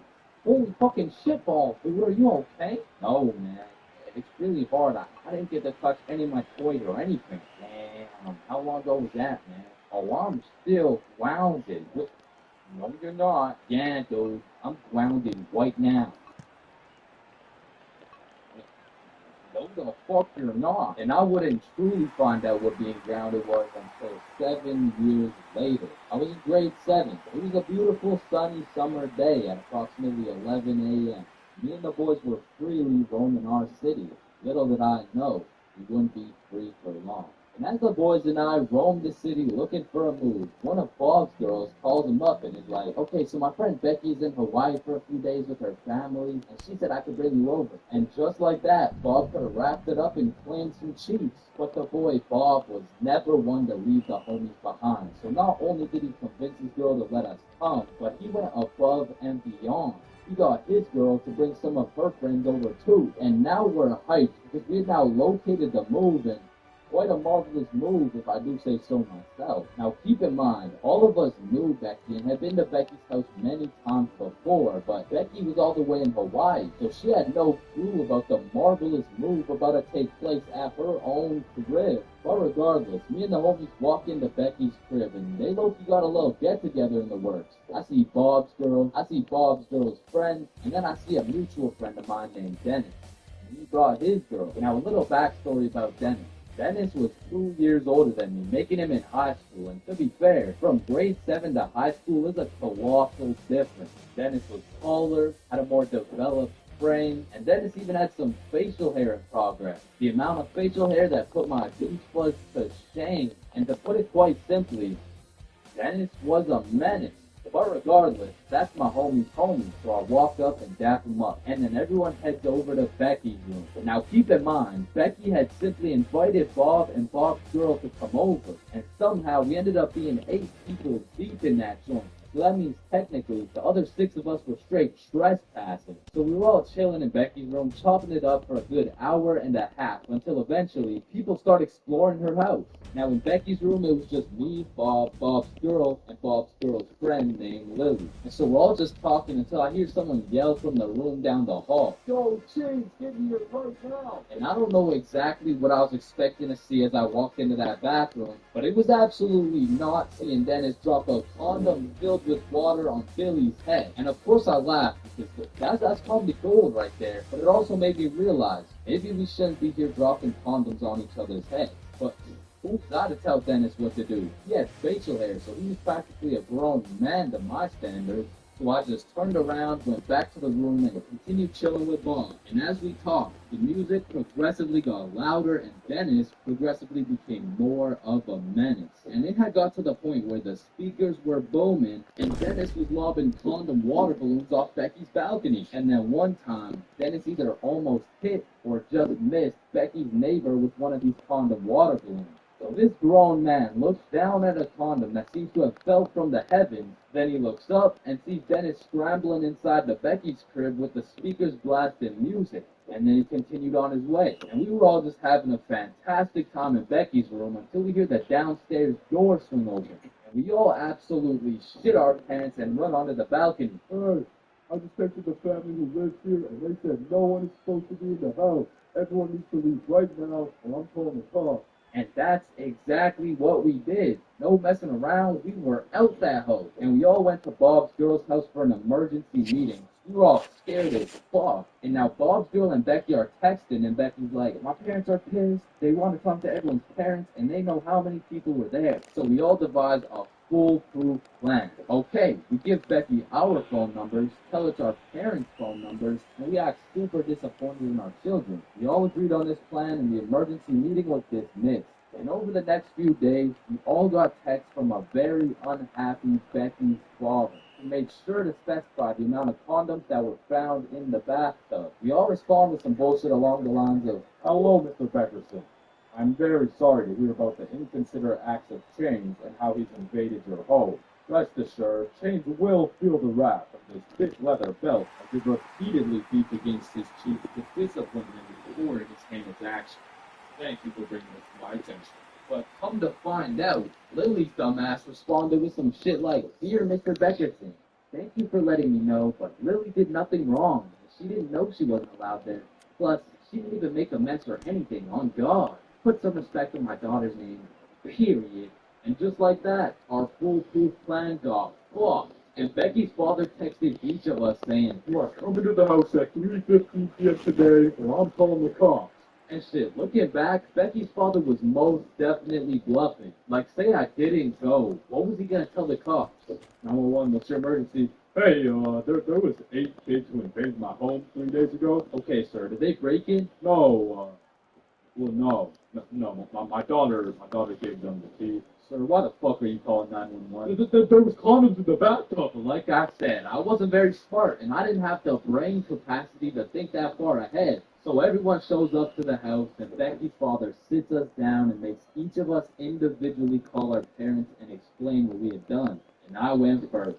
Hey, Mom, so I went to Becky's house the other day, but she was in Hawaii, and I wasn't really invited. There was condoms in the bathtub. Needless to say, we all got our shit whooped, and I received my very first grounding with a sentence of 1 month in the slammer.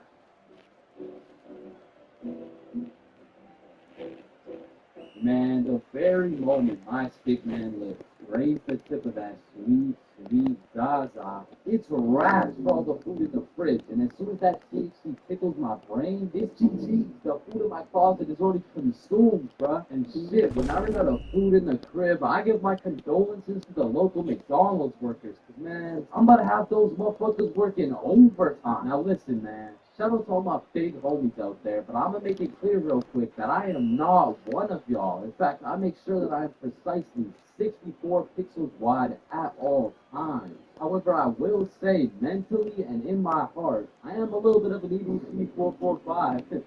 Wait, no, I like food. What I was trying to say is that I like food. And usually I can resist food, but once that devil's lettuce gets a hold of my brain, I become a certified fat ass. I'm talking 750 pixels wide at least. I'm eating anything in sight. And as soon as I run out of food, I go to a new site and eat everything in sight again. And honestly, this shit is becoming a problem, bro. No shit, buddy. Your arteries are clogging. Yeah. And your blood pressure is through the roof. Yeah, that too. And you're developing type 7 diabetes. Oh, type 7? I thought there was only 2 types. There was. Until your fat ass decided to eat 87 ice cream sandwiches. How the fuck do you stomach 87 ice cream sandwiches? Anyways, man, the munchies are lit, bro, because it's the only time you can truly taste each individual atom as it hits your tongue. Like eating some good food while high is like a meditation, bro. Like when you're zooted, munching on some Doritos, and you start closing your eyes, shit, you might just fuck around and become the Dorito. Now this happens to me on a routinely basis, and as heavenly as that experience is, I must warn you, when you come out of your Dorito coma, you will be at least 5 bags deep in that motherfucker, and your hands may never be the same. Man, I'm still trying to recover to this day. Yeah, my Doritos still taste like fingers, bro. And if staining my fingers orange and developing a new type of diabetes sounds bad, my munchies addiction gets worse, bro. Because when you combine the zooted desire for food with the distorted judgment of the big brain, shit, that's the perfect equation to put me in the crippling debt. Especially back in the day, because as a youngin', the only thing I was cooking was my brain cells, bro. So that meant I had to buy food. Dad. And to put it into simpleton terms, Dad. well, I Dad. was broke as shit. I remember one hot sunny day, me and the boys Dad. were chilling at a carnival with Dad. some of our other boys. And I'm one of those hungry. boys whips out his dad scene. So of I'm course, hungry. everyone You can walks fix me around some screaming, eggs or "Beat something? the fuck out of his dad." Dad, you And can then fix me 15 some minutes eggs or later, something? Huh? that shit hit. But you know what hit even harder? Huh? The goddamn munchie. And so there I I know, but I'm was, still walking around hungry. the carnival, absolutely blasted with $50 to my name, looking for something to eat. And don't get me wrong, the carnival had lots of options, but they were really taxing out here. And for a dude with 50 bones to his name, I needed to find the most bang for my buck. And there I saw it. It was beautiful. A pink ice cream truck glistening in the summer sun. So you know I had to hop in line, and as I'm waiting in this line, the dude in front of me turns around and he's like, "Damn, bro, you look high as giraffe balls, dude." What? Me? Nah. What? Me? No. Hey, don't worry, dude. I am too. Oh, shit. So me and my newfound homie are just chopping it up, talking about how sensational this ice cream is about to be, and soon enough, it was the homie's turn to order. Yo, dude, let me borrow one of those cookie dough ice cream cones. Alrighty, here you go. That'll be $12. $12, bro. That's like half my net worth. Trust me, it's worth it, dude. Yo, let me get a cookie, cookie stone. All right, cookies and cream. Here you go. And as I licked that thing, man, that shit was sensational as fuck. But as I turned around, I seen the baked homie step into a pothole and absolutely fumble his ice cream cone. And I'm not gonna lie, that was some of the saddest shit I ever seen. So I go walk over to give him some of mine. Hey man, you want some cookies and cream? Oh shit, thank you, man. Bro, did you just drop both of our $12 ice cream cones? Wow. Then we were back in line like nothing ever happened. But man, waiting in that sun, my mouth was parched and my eyes were dry. And by the time we made it to the end of the line, I was looking like dried up SpongeBob, bro. Hey, it's you again. Can I get the cookie off the cookie on the cream? The one with the cream. Bro, And at it last, wouldn't let after me do dropping it. half my net worth on ice cream, I took a big bite of that ice cream cone and man, I felt every sugar granule, every atom, every proton and electron contained within that bite. And for the time being, the munchies were cured.